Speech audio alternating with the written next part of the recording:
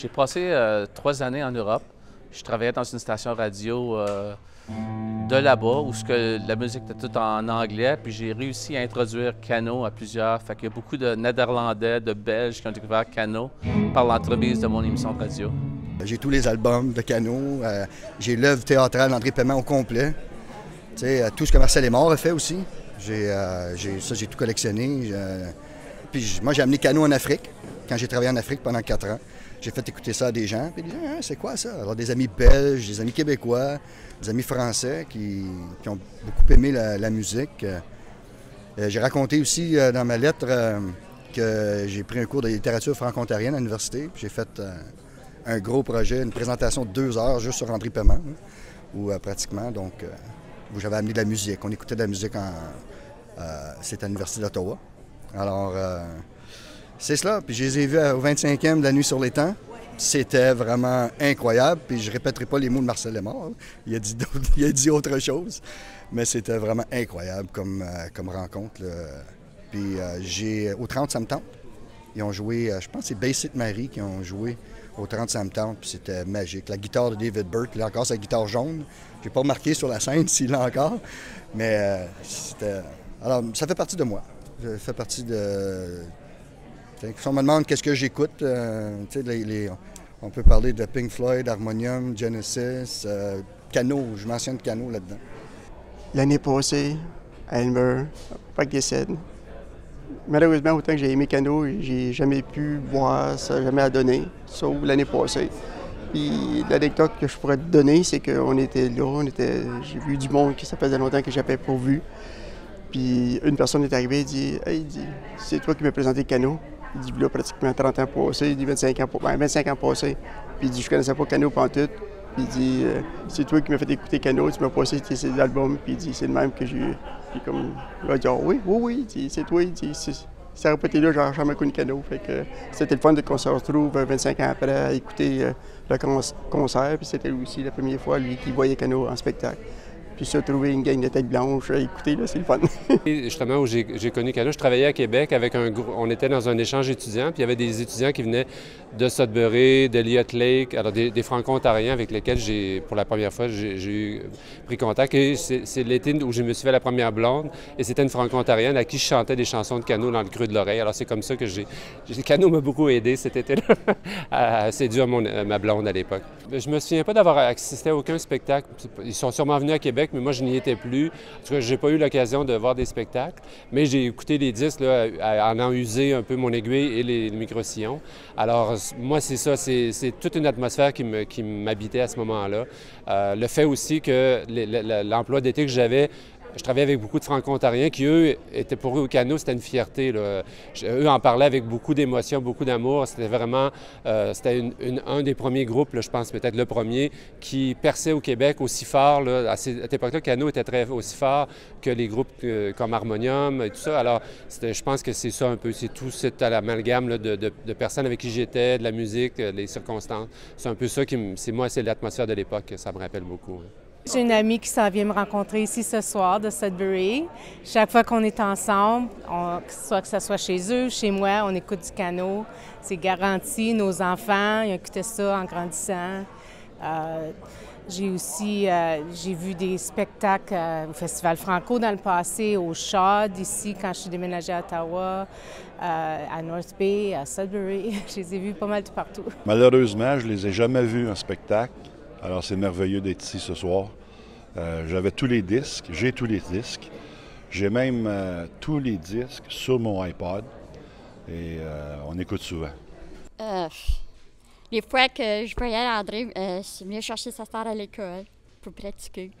La fois qu'on m'a annoncé le décès d'André, j'étais au collège Algonquin. Il y avait des amis qui étaient descendus de Sturgeon. Ils étaient montés à Sturgeon pour la fin de semaine. Ils sont revenus le lundi matin, ils m'annoncent de nouvelles. Savais-tu quoi? André, il est mort mercredi passé. Là, je dis non, ça se peut pas. Je n'ai même pas été capable de faire ma journée à l'école. Ils m'ont annoncé ça à 9 h le matin. J'étais obligée de m'en aller chez moi, je n'étais pas capable. J'étais plus un gars qui achetait des disques. Okay. Les disques de Beau Dommage, les disques d'Harmonium et les disques de Cano. J'ai accompagné Cano pour 4 concerts au printemps 1976. dans le nord-est ontarien et le nord-ouest québécois. On a fait 4 villes. En premier, Rouyn-Noranda, Ville-Marie, Haileybury et Timmins. Puis ça a été, c'est mémorable. À y penser, on a encore des frissons. Ça a été, c'était un peu comme un road movie parce qu'on se déplaçait là, un peu partout dans cette région-là. Puis ça n'a pas été un grand succès parce que le canot n'était pas tellement connu. On avait fait l'annonce dans les radios, mais à Ville-Marie, ça a pris en feu. La salle était pleine, puis le monde a beaucoup aimé. Les soirs des concerts, on se rencontrait tous pour prendre une bière, quelque chose, pour finir la veillée, comme on dit. Puis il y avait une ritournelle qui était Matapatali Malou, Matantalou, Matapatali Malou, Matantalou à la ridée. Puis ça a pris à peu près 3 soirs avant qu'on l'aille. Puis elle revenait, puis à force de pratiquer puis de patience, on en est venu à bout. Puis je pense que je ne l'ai pas oublié. J'ai été accompagné, moi, de 2 autres comparses. Puis dans l'album « Tous dans le même bateau », on est remercié. Les auditions Arapapaï, ça c'était nous. Il y avait un son avec Arapapaï qu'on trouvait approprié dans les circonstances. Ma conjointe, c'est une fille de Ville-Marie, puis on était chez ses parents. Elle était au cégep à Rivière-du-Loup en 1976. Puis je me souviens pas comment on a eu la maison de ses parents pour faire le party, mais ses parents n'étaient pas là. Puis c'est assez spécial, là. Tu sais, ça fait 35 ans, ça fait qu'on n'a pas l'âge qu'on a aujourd'hui. On n'avait pas de maison à nos noms dans ce temps-là, mais ça a été très agréable. Un bon party. Oui. Plusieurs, il y en a eu 4. Comme on disait à l'époque, parce que c'est Régent qui nous avait fait un contrat comme pour ça, puis je pense pour 4 concerts, pour acheter 4 concerts, parce que nous autres, on était un peu les promoteurs, là, ça nous a coûté 1800 $. En dollars d'aujourd'hui, c'est un clin d'œil, là. Mais avec la publicité, puis la location des salles, puis tout ça, ça nous a fait bien plaisir, puis le plaisir qu'on a eu, ça n'avait aucun rapport avec ce que ça avait pu nous coûter en bout de ligne, là. Mais moi, chaque fois que je les revoyais par après, ça me pognait au cœur, là, parce qu'on a apprécié leur musique beaucoup. Puis ils étaient à leur début. Puis comme de raison, il y a eu l'apparition du premier... c'était pas des CD dans le temps, le premier Microvision. Puis ça a été... T'oublies pas ça. Je me souviens quand ils jouaient à la faculté d'éducation, puis le théâtre Grand, puis sur le campus. C'était cool. C'était un bon temps.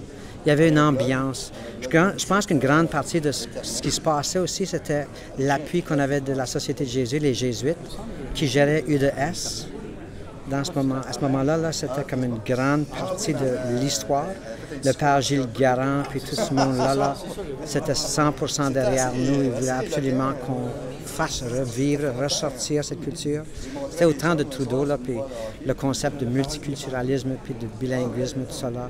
Fierté d'être francophone, que tu sois du Québec ou non, ça ne faisait pas de différence.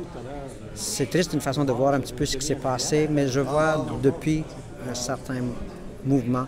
La francophonie se voit maintenant un peu partout à travers le pays. C'est beau ça. À ce moment-là, les gens pensaient simplement Québec. Mais les gens du nord de l'Ontario et du Nouveau-Brunswick, parce qu'il y avait des Acadiens, et de la Nouvelle-Écosse, comme Marcel, il vient de la région de Bécomo, tout ça place. On a prouvé un petit peu notre point. Alors, à 17 ans avec ma blonde, le soir, on écoutait du canot. Je veux dire, c'était cool. C'était des dimanches après-midi entre amis, au chalet, avec la guitare. C'était l'époque du temps. On chantait, on blaguait ensemble.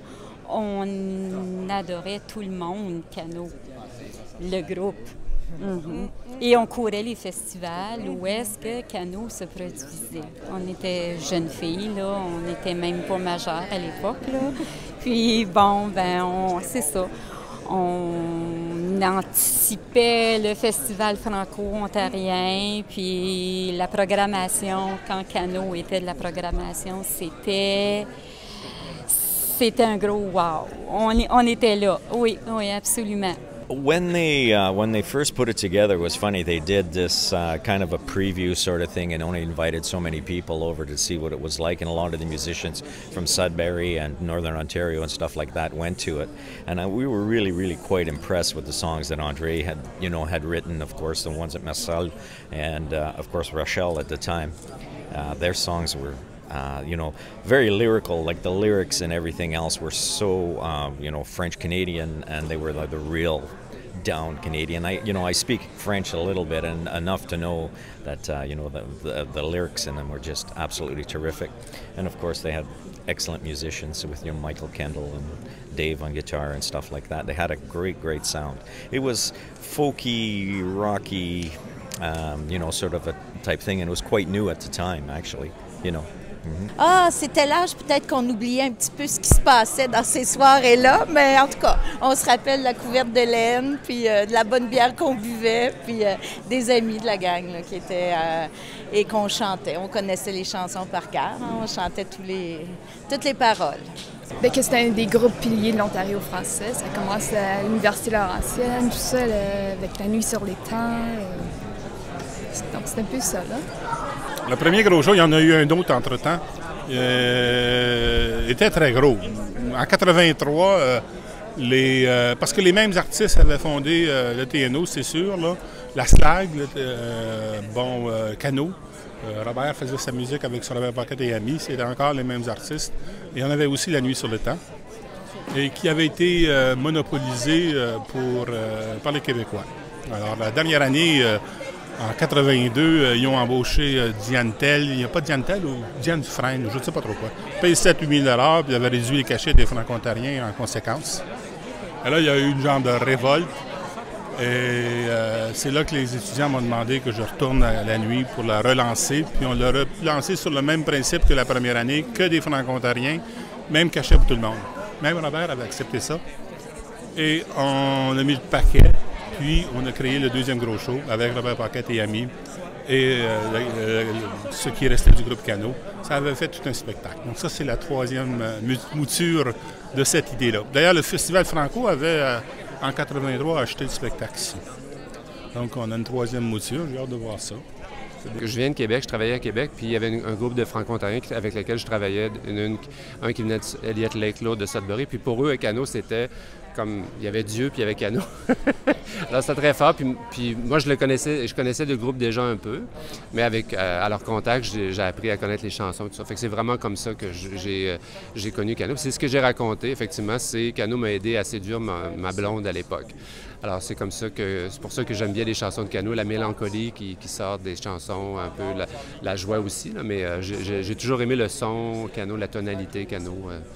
Quand on est au début d'une relation toujours un peu mélancolique, je chantais c'est dimanche après-midi que j'aimais beaucoup, ou en plein hiver aussi. Les premières notes en plein hiver, je m'en rappelle encore. C'est ça, puis pour me préparer pour le spectacle, j'ai réécouté, je dois avouer que ça faisait... Bon, les goûts musicaux changent un peu, mais là, j'ai réécouté les chansons, mais avec beaucoup de plaisir d'écouter des chansons en plein hiver, à la Poursuite du Nord, dimanche après-midi. Alors oui, c'est très agréable de revenir un peu d'un Cano. Puis c'est la première fois que je vais les voir en spectacle. J'ai jamais vu en spectacle. J'avais presque tous leurs albums, mais en spectacle, ça n'a jamais donné. Ils sont venus à Québec, j'y étais plus, j'y étais rendu à Montréal, en tout cas. Et alors, j'ai bien hâte de voir ce que ça va donner ce soir. Ouais. En fait, Cano, ça faisait partie de l'ensemble de bons chanteurs franco-ontariens. Mes souvenirs de musique, c'est Cano, Harmonium, Richard Séguin. Garoulou, puis ça s'arrête là, presque. Oui, ça, c'est mes coups de foudre de l'époque que j'écoute encore aujourd'hui sur mon iPod.